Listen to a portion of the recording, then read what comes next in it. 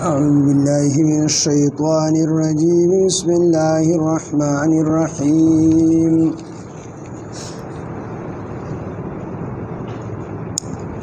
قال فما بال القرون الأولى قال علمها عند ربي في كتاب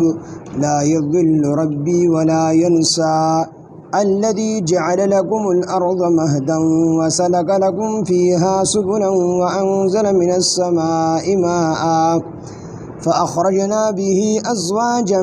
من نبات شتى كلوا ورعوا أنعامكم إن في ذلك لآية لأولي النهى صدق الله العظيم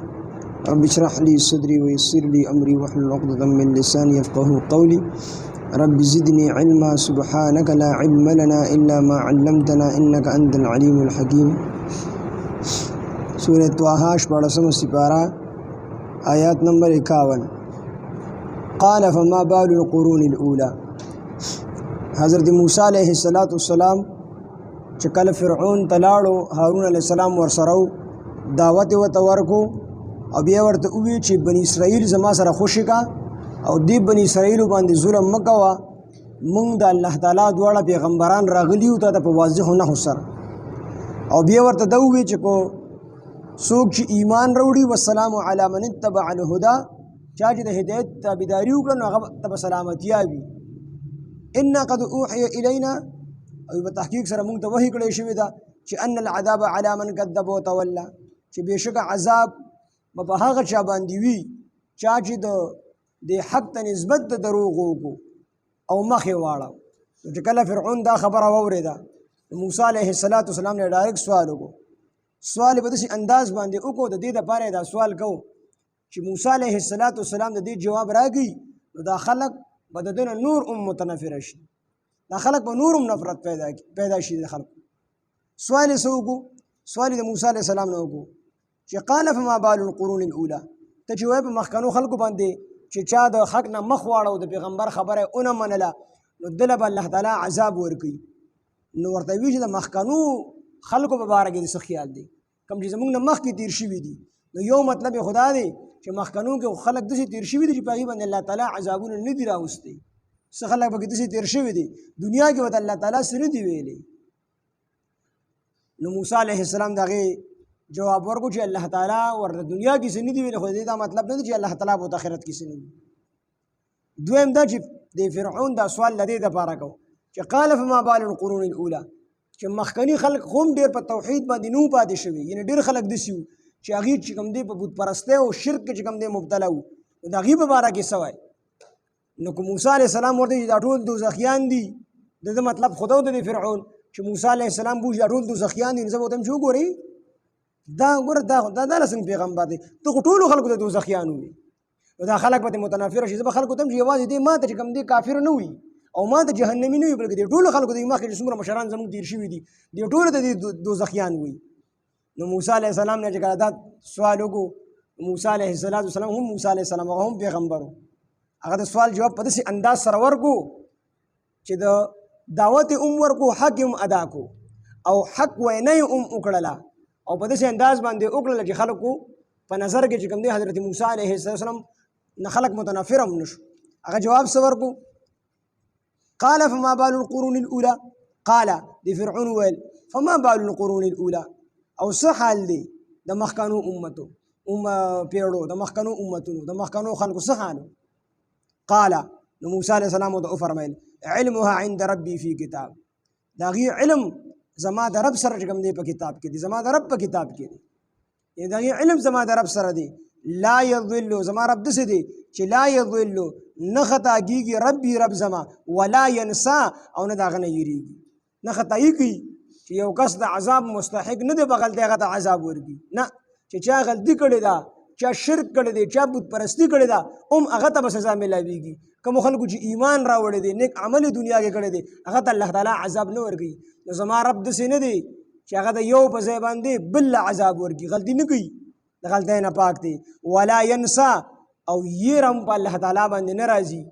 داسې نه کوي چې په یېره باندې یو کس له عذاب ورکوي مونږ د خر په ځای ګلاله او داغونه داسې هم الله تعالی نه کوي هغه باندې نه یېره راځي نه الله تعالی نه غلطي کېږي زما داسې رب دی نو چې خلک مخکني خلک څنګه وو هغه زما د رب په علم کې دي نو چې زما د رب په علم کې دي نو که ښه دي بت پرستي نه ده کړې شرک نه ده کړې په توحید پاتې شوي دي نو الله به ورله جنت ورکوي الله به ورله خپله رضا ورکوي او که کوم خلک هغې بت پرستي کړې ده شرک یې کړی دی د الله تعالی وحدانیت یې نه دی منلی نو هغه هم زما د رب په علم کې دي زما رب به ورله عذاب ورکوي مطلب د دې خبرې دا دی خو په داسې الفاظ سره یې ووایي چې خلک کو ته دا خبره پته ونه لګېدله چې یاره موسی علیه السلام د مخکنو خلکو هم تکذیب کوي د مخکنو خلکو هم مخالفت کوي داسې انداز کې چې کوم دی رد وکړو الذي الله هغه ذات دی که د الله جل شانه لوی بیاني دا قدرتونه بیانېږي الذي الله هغه ذات دی جعله چې ګرځولې ده لکم ستاسو دپاره الارض ځمکه مهدن فرش ځمکه ګرځول ځمکه الله په داسې انداز جوړه کړې ده چې په دا ځمکه نه ډېره سخته ده خو ډېره سخته وي بیا هم انسان د تکلیف و اوبه به دې څنګه راایستلې او نه الله تعالی دومره نرمه جوړه کړې چې قدم پکې ښخېږي نو ډېره ښایسته الله تعالی د دې انسان دپاره ګرځولې ده دا ځمکه جوړه کړې ده نو الذي الله هغه ذات دی جعله چې ګرځولې ده لکم ستاسو دپاره الارض ځمکه مهدن فرش وسلکا او ګرځولې دي لکم ستاسو دپاره فیها په دې کې سبلا لارې په دې ځمکه کې د لارې هم جوړې کړي دي او لارې بیا د خلکو ته معلومې کړي هم دي وانزل او نازل کړي دي من السماء د اسمان نه ماء اوبو فاخرجنا نو الله وی بیا مونږ را وباسلي به په دې اوبو سره ازواجا ډېر قسمونه من نبات شتا د نباتاتو مختلفو ازواجا قسمونه من نبات د نباتاتو شتا مختلفو نو الله تعالی د دې اوبو په ذریعه باندې مختلفو فصلونه چې کوم دی راوټوکي جوار راوټوکي غنم راوټوکي سبزیانې راوټوکي په ځمکه کې چې کوم څیزونه کېږي نو قسم قسم څیزونه الله تعالی د دې ځمکې نه د باران په ذریعه باندې راوټوکېږي کلو الله وی خورئ ورعو او سروئ انعامکم خپلو څاروو لره نو د دغې ځمکې نه ستاسو هم پیدا خپل فایده دې هم حاصلوئ خپل ضرورت دې هم پوره کوئ او د څاروو ضرورت دې هم پوره کوئ د څاروي په دې ځمکه کې سروئ په دې شینګي کې ان فی ذلک بېشکه په دې کې لآیات خامخا نشانات دي لأولی النهی د عقل والو دپاره د عقل والو دپاره په دې کې نشانات دي چې د عقل والا دې ته سوچ کړي نو په الله تعالی باندې به ایمان راوړي دا یو تیغ دا څنګه راخیږي الله تعالی فرمایي انتم تزرعونه هم نحن الزارعون دې ځمکې نه تیغونه تاسو راوکاږئ که زه راوکاږم زمیندار خو دومره وکړي چې غنم ونولي اوس دا غنم دا دانه ټیک کول بیا د دې دانې نه تیغ راوکاږل بیا د هغې په تمه تمه په بره تربیت کول بیا د یوې دانې نه چې کوم دی په سوونو دانې جوړېدل دا څوک کوي خو یو الله تعالی کوي میکائیل علیه السلام فرشته ده د هغې په دغه کې چې کوم دی په دغې د لاندې ډېر شي فرشتې دي او هغه فرشتې الله تعالی په دې کار باندې لګوي دي په دې ځان الله تعالی په هره دانه باندې یو فرشته لګولې ده هغه فرشتې ټیکوي برابري او بیا د هغې نه تیغ راوباسي او ټول تربیت الله تعالی د دغې فرشتې په ذریعه باندې کوي نو دې ته چې انسان سوچ وکړي نو خامخا په دې مجبوره کېږي چې د دې دانې د دې تیغ د دې نه د تیغ راایستونکي څوک شته